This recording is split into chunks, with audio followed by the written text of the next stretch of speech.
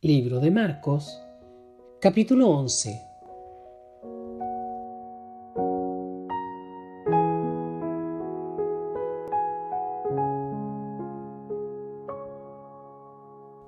Cuando ya estaban cerca de Jerusalén, al aproximarse a los pueblos de Betfagé y Betania, en el monte de los Olivos, Jesús envió a 2 de sus discípulos diciéndoles: vayan a la aldea que está enfrente, y al entrar en ella encontrarán un burro atado, que nadie ha montado todavía. Desátenlo y tráiganlo. Y si alguien les pregunta por qué lo hacen, díganle que el Señor lo necesita y que enseguida lo devolverá. Fueron pues y encontraron el burro atado en la calle, junto a una puerta, y lo desataron. Algunos que estaban allí les preguntaron: ¿qué hacen ustedes? ¿Por qué desatan el burro? Ellos contestaron lo que Jesús les había dicho y los dejaron ir. Pusieron entonces sus capas sobre el burro y se lo llevaron a Jesús, y Jesús montó.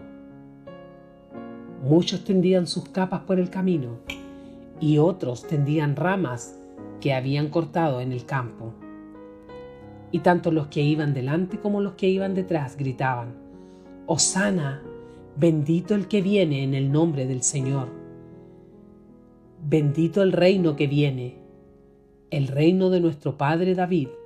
Hosana en las alturas.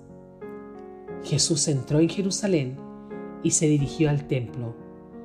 Miró por todas partes y luego se fue a Betania con los 12 discípulos, porque ya era tarde. Al día siguiente, cuando salían de Betania, Jesús sintió hambre. De lejos vio una higuera que tenía hojas y se acercó a ver si también tendría fruto, pero no encontró más que las hojas, porque no era tiempo de higos. Entonces le dijo a la higuera: nunca más vuelva nadie a comer de tu fruto. Sus discípulos lo oyeron. Después que llegaron a Jerusalén, Jesús entró en el templo y comenzó a echar de ahí a los que estaban vendiendo y comprando. Volcó las mesas de los que cambiaban dinero de la gente y los puestos de los que vendían palomas, y no permitía que nadie pasara por el templo llevando cosas. Y se puso a enseñar diciendo: en las Escrituras dice: mi casa será declarada casa de oración para las naciones, pero ustedes han hecho de ella una cueva de ladrones. Al oír esto, los jefes de los sacerdotes y los maestros de la ley comenzaron a buscar la manera de matar a Jesús, porque le tenían miedo, pues toda la gente estaba admirada de su enseñanza. Pero al llegar la noche, Jesús y sus discípulos salieron de la ciudad. A la mañana siguiente, pasaron junto a la higuera y vieron que se había secado de raíz. Entonces Pedro, acordándose de lo sucedido, le dijo a Jesús: Maestro, mira, la higuera que maldijiste se ha secado.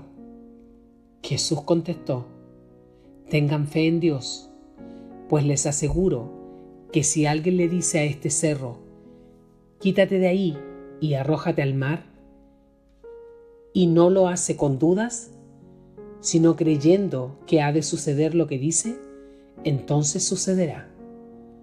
Por eso les digo que todo lo que ustedes pidan en oración, crean que ya lo han conseguido y lo recibirán.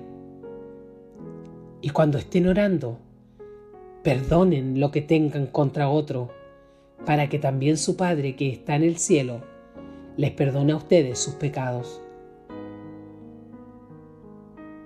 Después de esto, regresaron a Jerusalén.